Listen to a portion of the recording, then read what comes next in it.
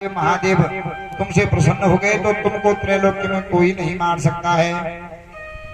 तो कह करके शुक्राचार्य जी चले गए।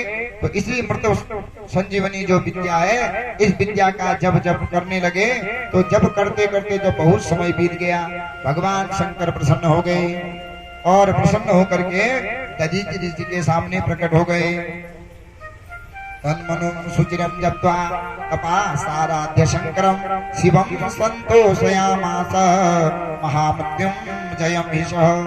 इस महामृत्युंजय जप करने के द्वारा भगवान शंकर प्रसन्न हो गए और आकर के दधीचि ऋषि से कहते हैं कि हे ऋषि, तुम्हारे तप के द्वारा, तुम्हारे जप के द्वारा मैं प्रसन्न हो गया हूँ।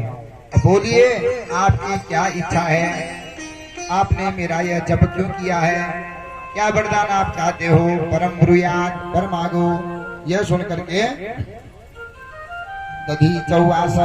दधीचि ऋषि कहते हैं, महाराज मुझे एक वर नहीं, मुझे 3 वर चाहिए।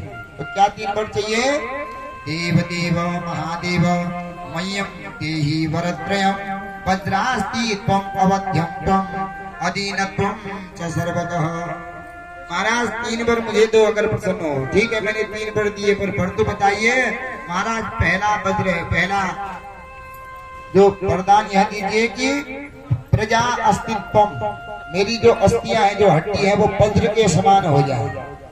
दूसरा अवध्यत्वम, मुझे कोई पद न कर सके, कोई मुझे मार न सके।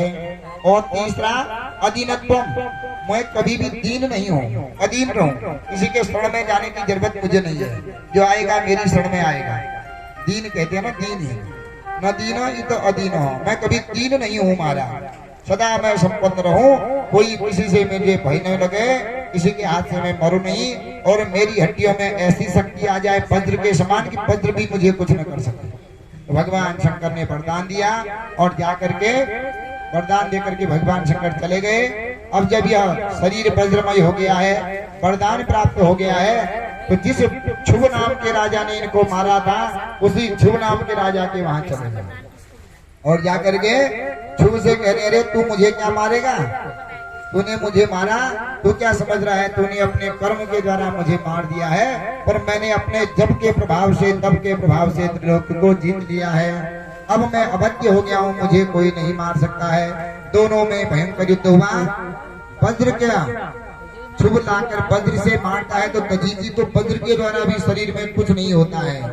तो दधीचि ऋषि को भी आया क्रोध और एक लात शुभ को मार दिया और शुभ जाकर के गिर गया। तो अब दौड़ा दौड़ा चला गया कि इसके साथ जब वज्र ही इसको नहीं मार पा रहा है तो मैं क्या कर पाऊंगा। दौड़ा दौड़ा चले गया, जाकर के भगवान विष्णु की आराधना करने लगा। 1000 वर्ष तक जाकर के शुभ ने भगवान विष्णु की उपासना करी। तो जब इसका जप सफल हुआ, भगवान विष्णु प्रकट हुए और आकर के राजा शुभ से कहते हैं, विष्णुरुवाच